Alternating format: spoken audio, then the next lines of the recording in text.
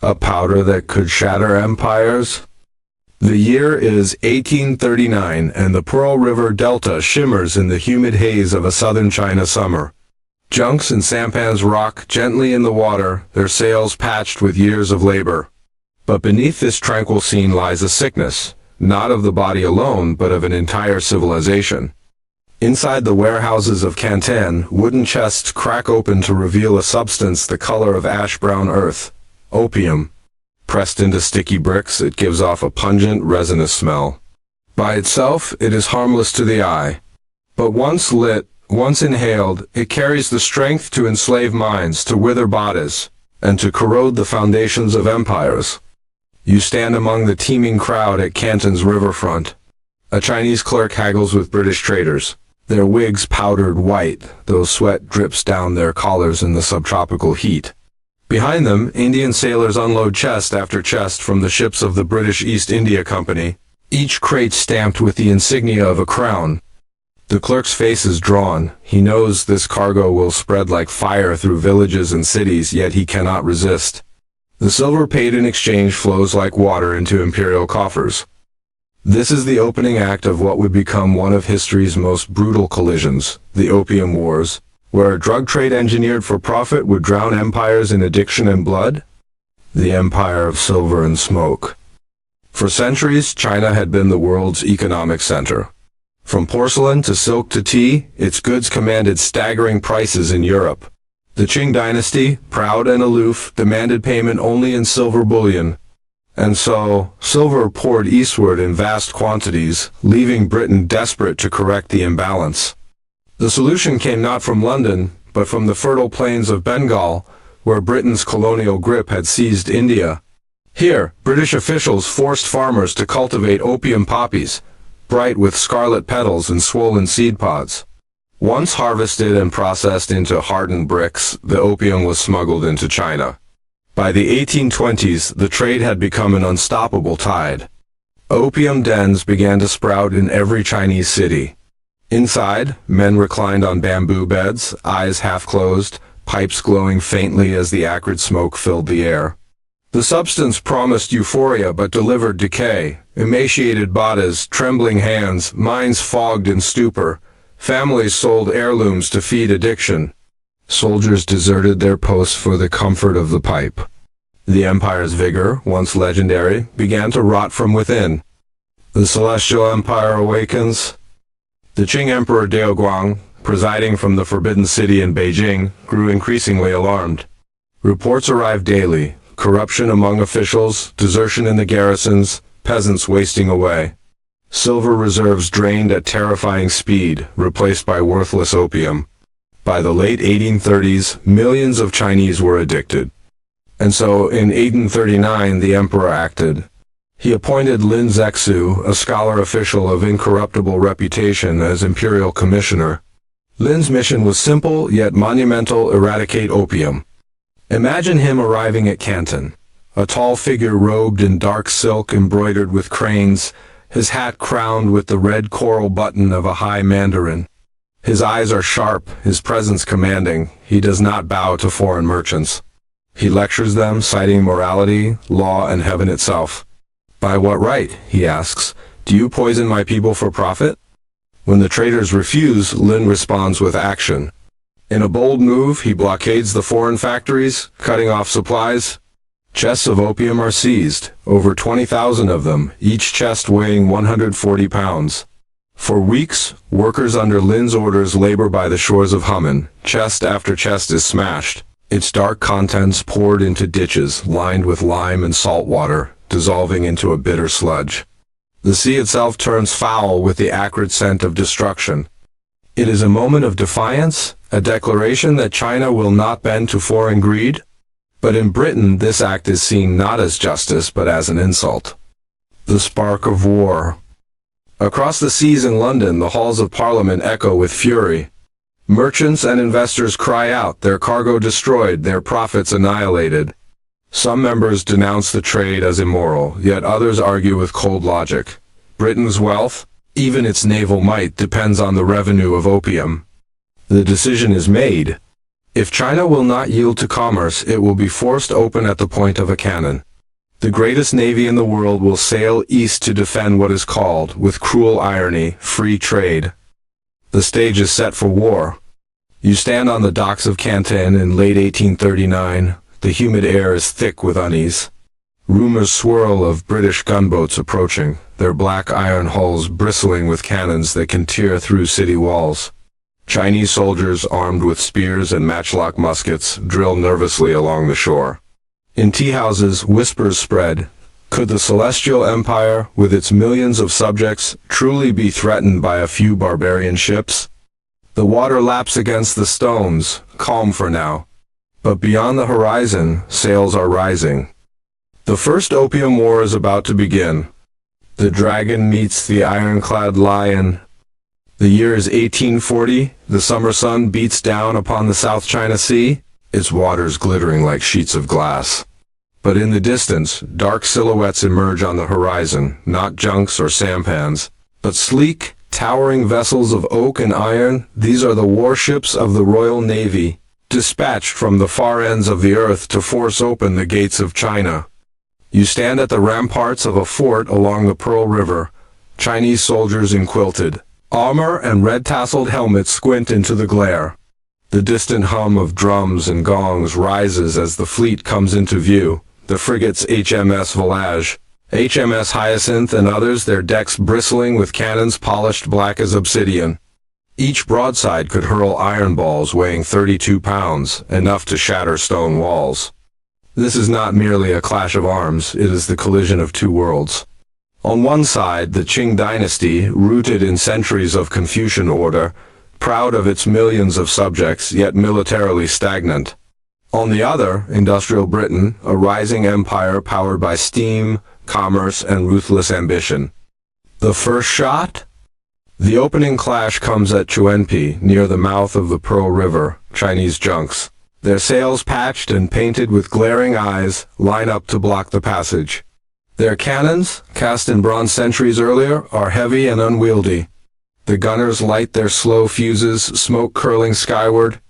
Then, thunder, the Royal Navy's guns unleash a storm. Iron balls whistle through the humid air, smashing into junk hulls, splintering wood into deadly shards. Flames leap from sails. Men hurl themselves into the water, struggling against currents as oil-black smoke billows over the sea. The battle lasts barely an hour. The Qing fleet is scattered like leaves before a gale. For the Chinese defenders, the realization is chilling. Their weapons, their tactics, their very worldview belong to another age. Against Britain's industrial firepower, courage alone is not enough. The war spreads. The British strategy is simple but devastating. Rather than fight only in Canton, they strike along the entire coast of China, choosing their targets with precision. Warships blockade ports, seize islands, and bombard fortresses. In Jushan, an island near the approaches to Shanghai, British troops land in force. The garrison resists bravely, but their powder is damp, their formations rigid and predictable. British Marines, drilled to perfection, advance under covering fire. Muskets crack, bayonets gleam. Within hours, the island falls. From here, the Royal Navy controls one of China's most important maritime gateways. Farther north, British ships sail into the mouth of the Yangtze River, threatening the very heartland of the empire. The message is clear: nowhere along the coast is safe. The human cost. Behind these maneuvers lies human suffering. In coastal villages, families flee inland as cannon fire reduces homes to rubble. Merchants close their shops, temples are abandoned, and refugees crowd the roads. Farmers watch helplessly as their fields are trampled under foreign boots. In Canton, opium still circulates in hidden networks. Addicts collapse in alleyways, their pipes clutched in trembling hands. Mothers sell jewelry to buy rice, only to see silver vanish into the hands of smugglers. The war, meant to curb the drug trade, paradoxically deepens its grip. For the soldiers, too, there is misery. Chinese conscripts, many armed only with spears, march barefoot under the burning sun. Disease spreads quickly: malaria, dysentery, cholera. Meanwhile, British troops, though bolstered by modern medicine, suffer from the oppressive heat, strange fevers, and the gnawing distance from home. Court intrigue in Beijing. In the Forbidden City, Emperor Daoguan is trapped in indecision. Courtiers whisper conflicting advice. Some urge negotiation, others demand total war. The emperor, shielded by layers of ritual and bureaucracy, cannot fully grasp the scale of disaster unfolding along his coasts. Commissioner Lin Zexu, once hailed as the empire's savior, now finds himself blamed for provoking a war China cannot win. Though he continues to write impassioned memorials denouncing the opium trade, his warnings fall on weary ears. By late 1840, he is dismissed from his post, a scapegoat for imperial pride. His replacement, Qishan, is more pragmatic. He knows the empire cannot resist the Royal Navy's guns. He seeks negotiation, even at the cost of humiliation. But each concession fuels further demands. A clash of worldviews? The war is not only about opium or trade or silver. It is about worldview. To the Qing court, Britain is a distant tributary power, a barbarian state unworthy of equality with the Celestial Empire. To Britain, China is a lucrative market locked behind arrogance, ripe for opening by force. Neither side understands the other. Each sees the conflict through the lens of its own pride. And in this chasm of misunderstanding, cannon fire becomes the only language. The Battle of the Bogue. In early 1841, hostilities flare at the Bogue forts. Massive stone fortifications guarding the Pearl River, Chinese banners ripple in the wind. Drums thunder and thousands of defenders line the ramparts.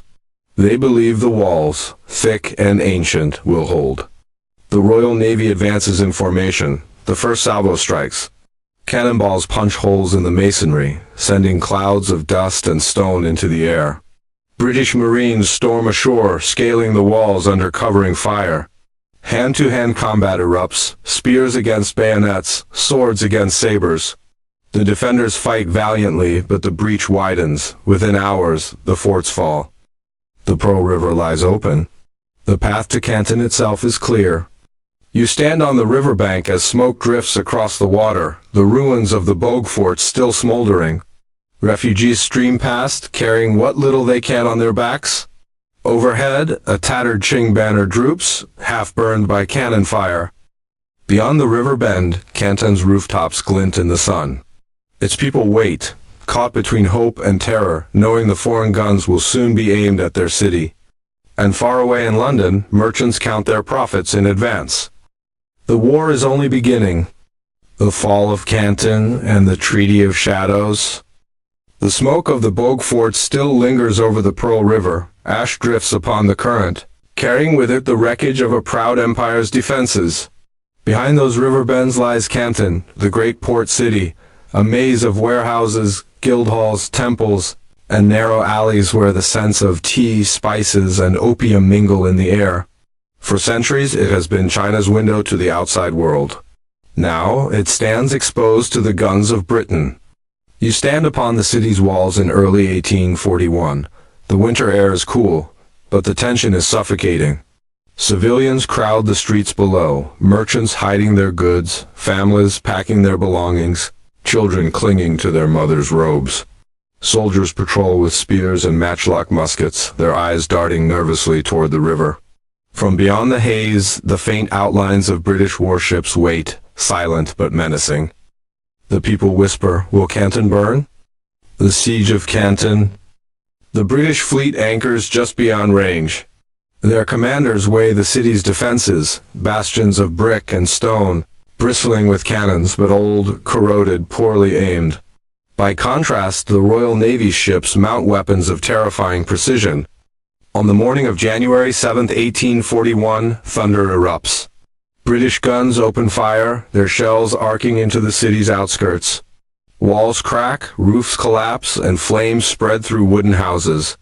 The defenders return fire, their bronze cannons belching smoke, but their range falls short. Soon British troops storm ashore.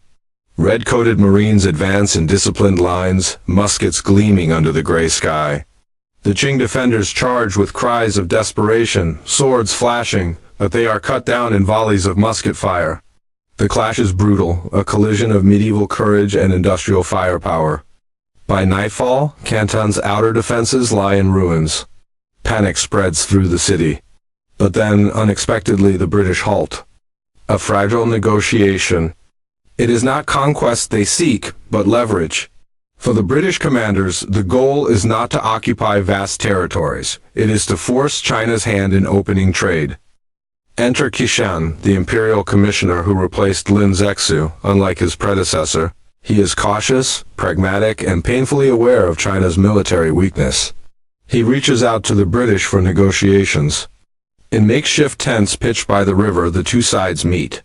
The British demand indemnities, new ports for trade, and above all the legalization of opium.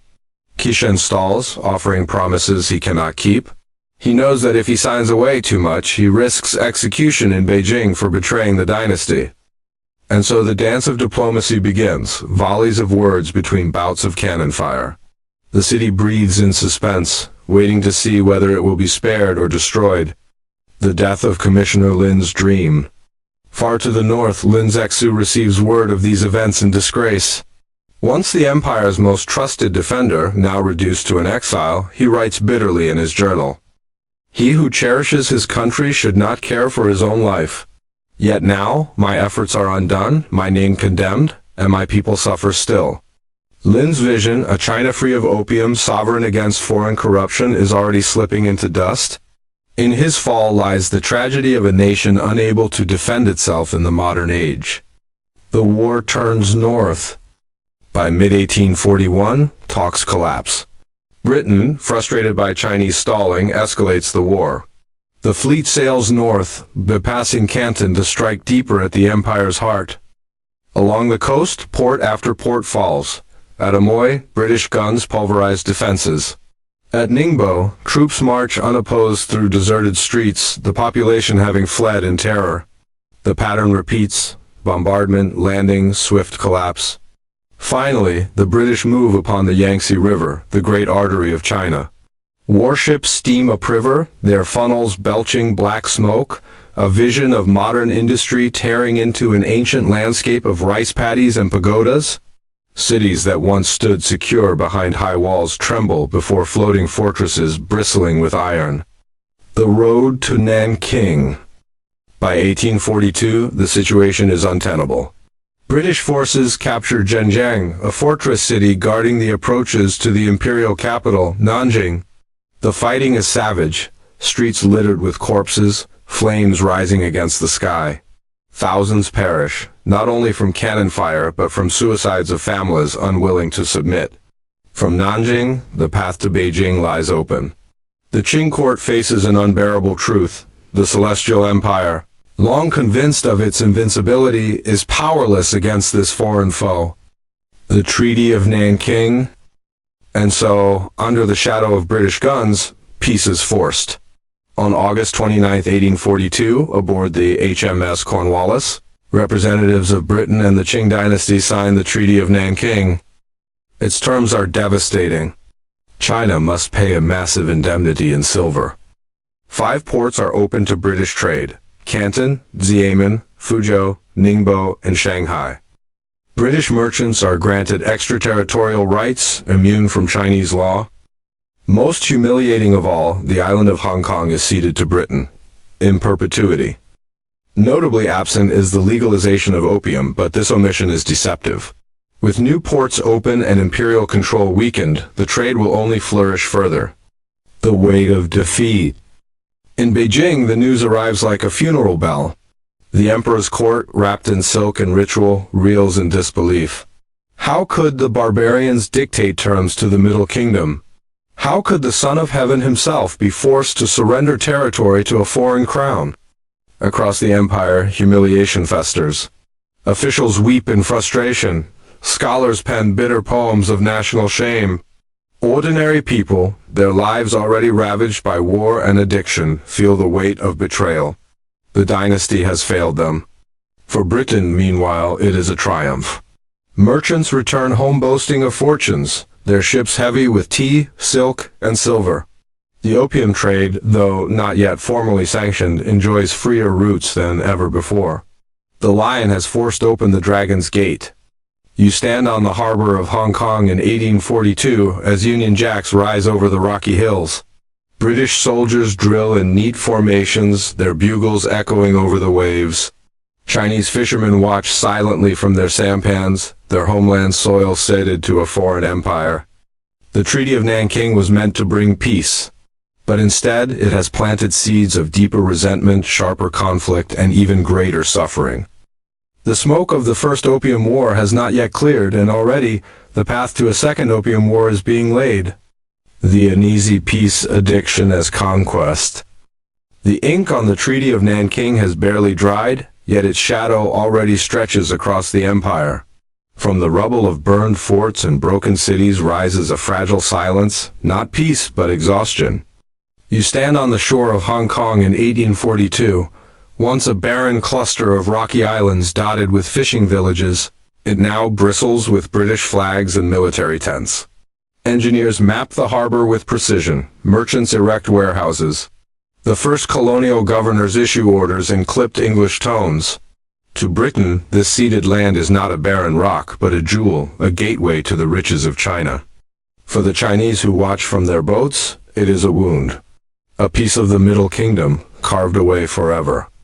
The expansion of trade. The 5 treaty ports, Canton, Amoy, Fuzhou, Ningbo, and Shanghai, open like cracks in China's armor. British merchants pour in, followed by Americans, French, and others eager to taste the profits of the East. Foreign concessions rise along the waterfronts, rows of European-style houses, consulates, and warehouses that seem like alien outposts planted on Chinese soil. In Shanghai, the bund becomes a strip of foreign power. Chinese laborers haul cargo, while foreign merchants lounge in clubs, drinking imported wines. Silver flows outward, goods flow westward, and resentment festers. Opium, though still technically illegal, surges across these new arteries of commerce. Ships unload their cargoes by night. Smugglers distribute it inland, addiction spreads like a plague. By the 1850s, millions more Chinese are enslaved by the pipe. Families collapse, soldiers desert, entire villages wither. The illusion of sovereignty. To the Qing dynasty, the treaty is not only a defeat, but a humiliation codified into law. Extraterritoriality strips China of its judicial authority over foreigners. Indemnities drain its coffers. And the ceded territory of Hong Kong gnaws at its pride. Court officials debate how to respond. Some argue for reform, to study Western arms, to modernize fleets, to strengthen the state, but entrenched conservatism resists. The empire turns inward, clinging to ancient rituals, even as its weakness is laid bare. The Emperor Daoguang, worn down by years of crisis, dies in 1850. His son, Xianfeng, inherits not a thriving celestial empire, but a realm bleeding from both external defeat and internal unrest. The Taiping Rebellion. For as Britain celebrates victory, China descends into chaos. From the southern provinces rises a movement both radical and apocalyptic, the Taiping Rebellion. Its leader, Hao Shuquan, a failed scholar who believed himself the younger brother of Jesus Christ, preaches a vision of a new heavenly kingdom. He calls for the destruction of Confucian temples, the abolition of foot binding, and the eradication of the old dynastic order. Peasants, desperate under crushing taxes and corruption, flock to his banner. The rebellion spreads like wildfire, capturing vast territories, including the great city of Nanjing. By the mid-1850s, millions are dead, and the Qing dynasty teeters on the edge of collapse. In this chaos, foreign powers see opportunity. If the dynasty weakens, so too does the resistance to their demands. The opium trade grows unchecked, pouring fuel into a society already aflame. The Arrow Incident. The spark for renewed war comes in 1856, in Canton. Chinese authorities board a small vessel called the Arrow, a Chinese-owned but British-registered ship suspected of piracy and smuggling. They arrest its crew and lower the British flag. The French join the fray. This time, Britain does not fight alone. France, citing the execution of a French missionary in China, joins the conflict. Their alliance turns the struggle into a new phase of imperial aggression. Warships sail not only to Canton but farther north, striking at the heart of imperial power. Guangzhou is bombarded, forts are stormed, and once again Chinese soldiers, armed with antiquated weapons, drilled in outdated tactics, are cut down by modern artillery and disciplined volleys of musket fire. The Qing court reels. Amid the chaos of the Taiping Rebellion, with the countryside already drenched in blood, a second foreign war now tears at the empire's edges. The march toward Beijing. In 1858, Anglo-French forces push northward. They seize Dagu forts at the mouth of the Hai River, the gateway to the imperial capital. Their guns roar across the estuary, smashing the mud-brick defenses. Chinese resistance collapses and foreign envoys march triumphantly toward Tianjin. Here, under duress, the Qing court signs the treaties of Tianjin.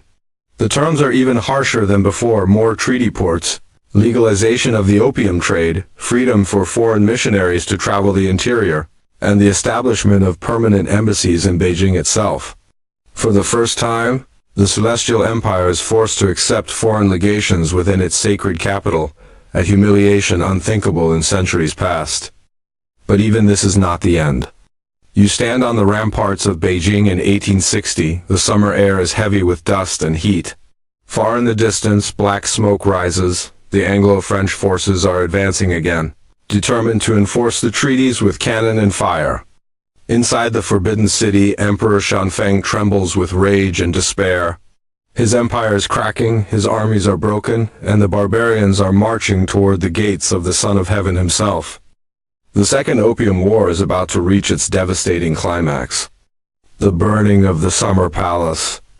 The year is 1860. The roads leading to Beijing tremble under the boots of advancing armies. From the north and south, villagers flee with what little they can carry, rice in baskets. Children tied to their backs, ancestral tablets clutched desperately in their arms. The sound of foreign drums echoes across the plains. You stand on the walls of the capital. Beyond the horizon, clouds of dust rise where the Anglo-French forces march. Their uniforms glint beneath the sun, red coats of Britain, blue jackets of France. Steam-powered gunboats patrol the rivers, their iron cannons gleaming. Against this advance, the Qing armies falter, underfed conscripts, ragged bannermen, men armed with spears facing rifles that load and fire in disciplined volleys. The empire that once saw itself as the Middle Kingdom, the axis of all civilization, is about to feel the full weight of industrial war at its doorstep. The Emperor in flight. Inside the Forbidden City, Emperor Xianfeng is paralyzed. Surrounded by eunuchs and trembling ministers, he rages at the barbarians, yet cannot marshal an effective defense. Memories of the Treaty of Tianjin, signed in humiliation just 2 years before, haunt him. Now the foreigners demand its ratification under the threat of cannon fire. Rather than face them, the emperor abandons the capital. With his court and concubines, he flees north to the imperial hunting grounds in Chengde, leaving behind his brother Prince Gan to negotiate. To the people of Beijing, the sight of the Son of Heaven retreating is shattering.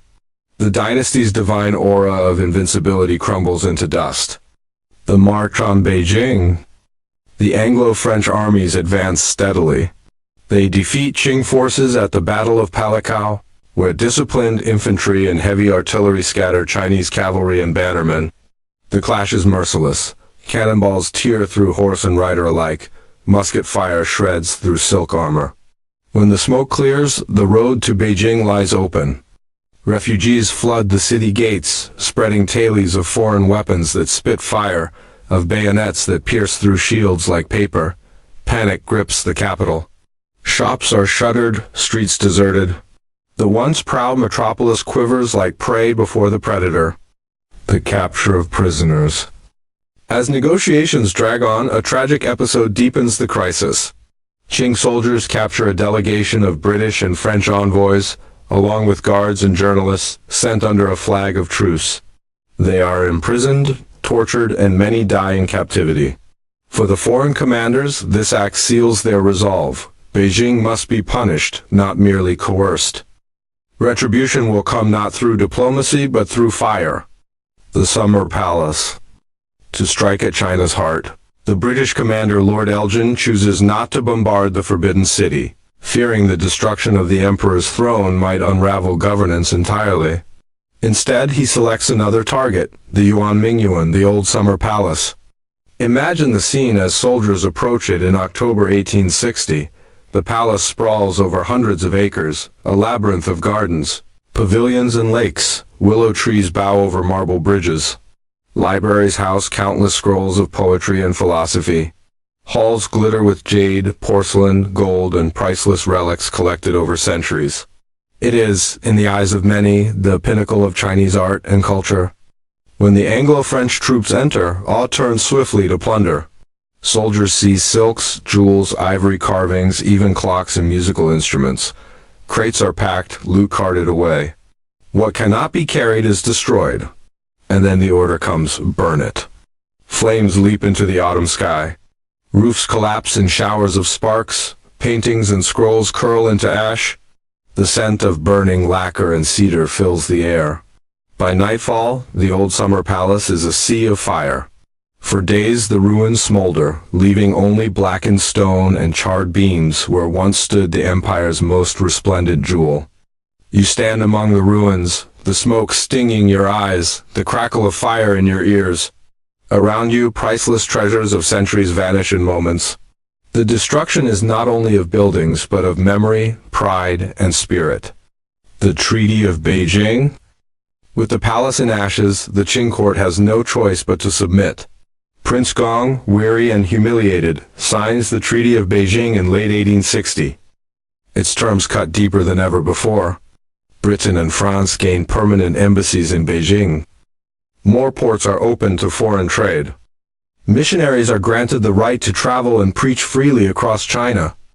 A massive indemnity is imposed, draining the empire's treasury.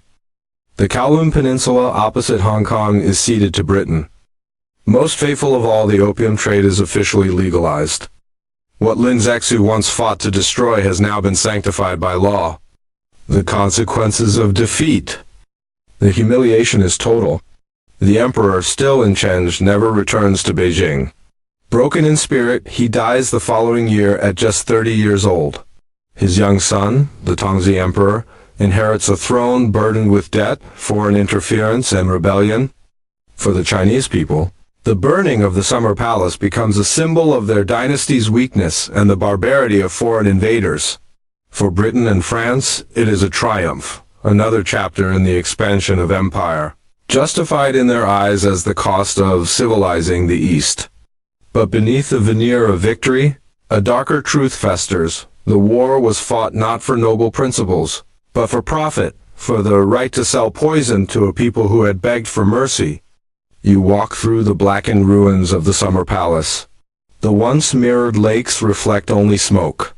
Stone dragons lie toppled, their jaws shattered. The silence is heavier than any cannon fire, for it speaks of a civilization wounded in its very soul. The Opium Wars are over, but their legacy is just beginning. China has been forced open, its sovereignty dismantled, its people shackled by addiction. Yet from this humiliation will rise new movements, rebellions, and revolutions that will reshape the nation and the world. The final reckoning of the Opium Wars is yet to come. The ghosts of smoke and empire. The embers of the Summer Palace still glow in memory, though its marble halls and painted pavilions lie in ashes. The treaties are signed, the foreign armies have withdrawn, but China is not at peace. Instead, it enters an age of humiliation, a century when foreign powers carve away its sovereignty piece by piece. You stand on the Bund of Shanghai in the 1860s, steamships dock beside Chinese junks, towering masts casting shadows over the Huangpu River. Foreign warehouses line the riverfront, their brick facades inscribed with English, French, and Russian signs. Within them, crates of opium, tea, and silk are traded in a frenzy of profit. Chinese officials walk past, powerless to intervene. Here, on their own soil, foreign laws reign supreme. The Celestial Empire, once aloof and mighty, has been dragged into a new world order it does not control. The legalization of poison. The legalization of opium is perhaps the cruelest irony of all. What Lin Zexu once declared a plague upon the people is now sanctioned by treaty. Imports surge. By the 1870s, opium consumption in China reaches staggering levels. Fields once used for rice are converted to poppies. Villagers light pipes in crumbling homes while famine stalks the land. Addiction seeps into every stratum of society: peasants, scholars, merchants, even officials. Families collapse under the burden. Soldiers abandon discipline for the haze of smoke. The drug becomes not only a chemical poison, but a social one, eroding the cohesion of the state. Foreign merchants grow rich. The coffers of the British Empire swell. In London, fortunes built on the misery of China fund mansions, railways, and political careers. The drug that enslaves millions becomes the fuel of global empire. The Qing in decline. For the Qing dynasty, the wars have stripped away any illusion of invulnerability. No longer can they claim the mandate of heaven as protectors of the realm. The people see the truth. The dynasty cannot shield them from foreign humiliation, nor from the poison spreading through their villages. The court attempts half-hearted reforms, importing a few Western weapons, hiring foreign advisors. But corruption saps the effort. Entrenched conservatism resists modernization. While Britain, France, and later Germany and Japan industrialize at lightning speed, China stagnates, clinging to a crumbling order. The dynasty that once expanded across Asia now shrinks into weakness. The Opium Wars mark not merely defeats, but the beginning of an existential decline. The broader world shifts. The wars reshape more than China. For Britain, the Opium Wars confirm the power of naval supremacy and the profitability of empire. The victories bolster confidence that free trade, enforced by cannon, is the path to global dominance. Hong Kong blossoms into a bustling colonial port, a symbol of imperial reach. For France, participation strengthens its foothold in Asia, paving the way for conquest in Indochina. For the United States, watching closely, the wars offer a template. If China can be forced open by treaty, others too may be drawn into the orbit of Western commerce. And across Asia, other nations observe with alarm. In Japan, reformers conclude that unless they modernize swiftly, they too will share China's fate. Within a decade, the Meiji Restoration transforms Japan into an industrial power, determined never to bow as China had. The Century of Humiliation. For China, the memory of the Opium Wars becomes a wound carried forward through generations. Intellectuals call it the beginning of the Century of Humiliation, a period of foreign domination, unequal treaties, and repeated defeats. From these wars flow the rivers of later tragedy, the Taiping and Boxer rebellions, the carve-up of treaty ports, the invasion by Japan, and the final collapse of the Qing in 1911. Each humiliation traces back to the moment when Britain's opium-laden ships battered down the gates of the Middle Kingdom. The human cost remembered. But behind the treaties and battles are human lives. Imagine a soldier of the Qing army, his armor scorched, his musket outdated, standing against the blast of a modern cannon. Imagine a peasant mother, selling the family's last heirloom to buy rice while her husband lies in an opium stupor. Imagine a scholar, once proud of his civilization's learning, watching priceless manuscripts curl into ash as the summer palace burns. History remembers empires and treaties, but the true cost was borne by millions who never chose this fate. The myths and the truth. Some myths persist, that the wars were about honor or the defense of free trade. But strip away the rhetoric and the truth is bare. The wars were fought for profit, for the right to sell a drug that enslaved millions. It was not civilization that advanced through those cannons, but greed. It was not freedom carried in those ships, but chains made of smoke. The echoes today. Even now, the Opium Wars echo in the modern world. Hong Kong, seized in 1842, remained under British rule until 1997. The memory of unequal treaties continues to shape China's foreign policy and national identity. The wars are taught as a lesson that weakness invites exploitation and that vigilance is the price of sovereignty. You stand once more at the Pearl River, where it began. The waters glitter under the sun, as they did in 1839 when Lin Zexu ordered the destruction of opium at Humen. The tide flows as it always has, indifferent to human suffering yet carrying the ghosts of smoke and empire. Final reflection. The Opium Wars were not merely conflicts of cannons and treaties. They were moments when the hunger for profit drowned compassion, when human lives were weighed against ledgers, when civilizations collided not in dialogue but in violence.